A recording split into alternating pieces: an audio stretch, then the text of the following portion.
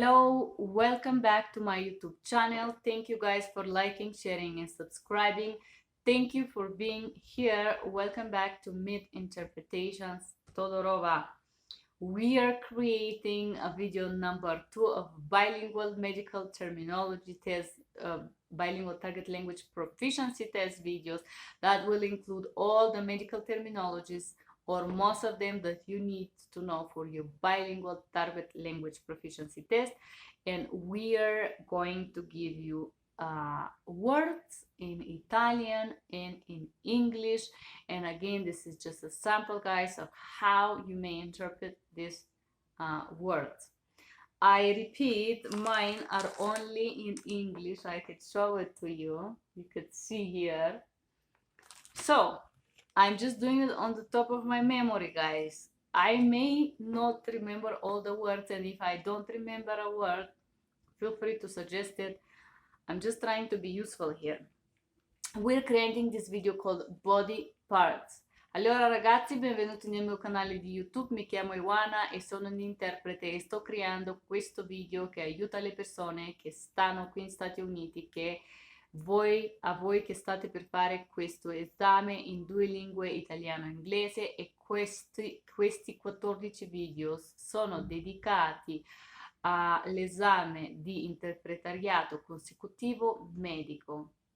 Allora, in questo video vi darò sui 30 termini o le parole in inglese e poi in italiano, così vi aiuto a prepararvi per il vostro esame dell'interpretariato medico. Allora, sono le parti del corpo. Questo video si chiama parti del corpo. Ok, body parts or parti del corpo. Testa, head. Testa, head. Arm, mano, mano. Back. Back può essere interpretato come dietro o come la schiena, dipende. Waist, che sarebbe questa parte qui della mano, che sinceramente in questo momento non mi viene, sarebbe la caviglia della mano? Non sono sicura, magari scrivetemi in basso. Leg vuol dire il piede, faccia, face, chest, il petto, chest, il petto, stomach, lo stomaco, hip, l'anca,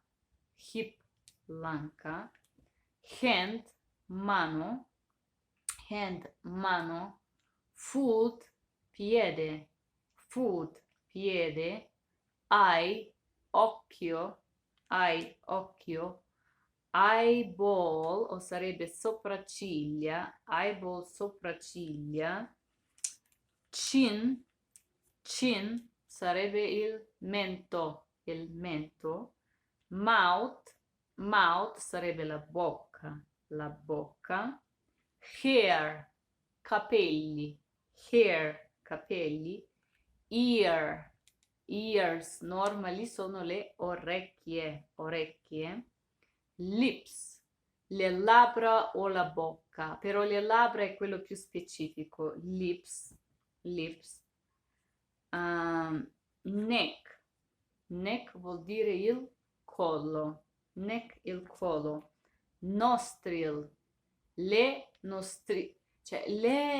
come si dice in italiano? Guarda, ho dimenticato la parola nostril, che sarebbe il nastro, ecco, il nastro nasale o il nastro di sinusite, si usa spesso quando una persona ha problemi con sinusite.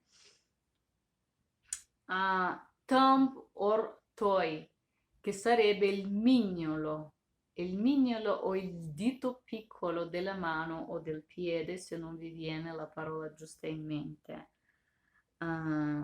Questa è una parola che non riesco a leggere, so there is a word that I am not able to understand. Fingers vuol dire dita,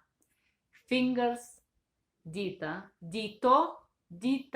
one finger, un dito, fingers è multiplo, le dita della mano.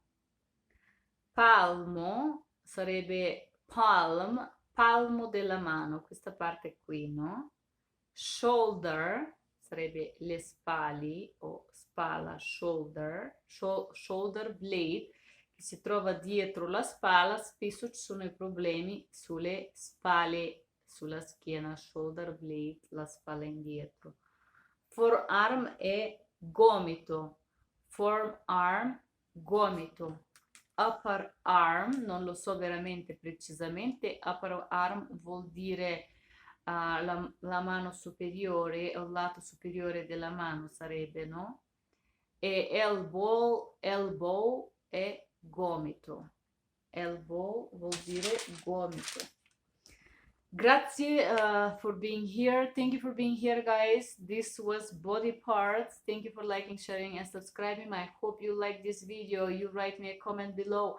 And if you want to take part of these videos, if you want to read or speak Italian and do these exercises together with me, please do not hesitate to write me your name. I like to make these exercises in as much languages as possible, even languages like Arabic or French or any other language that I don't speak.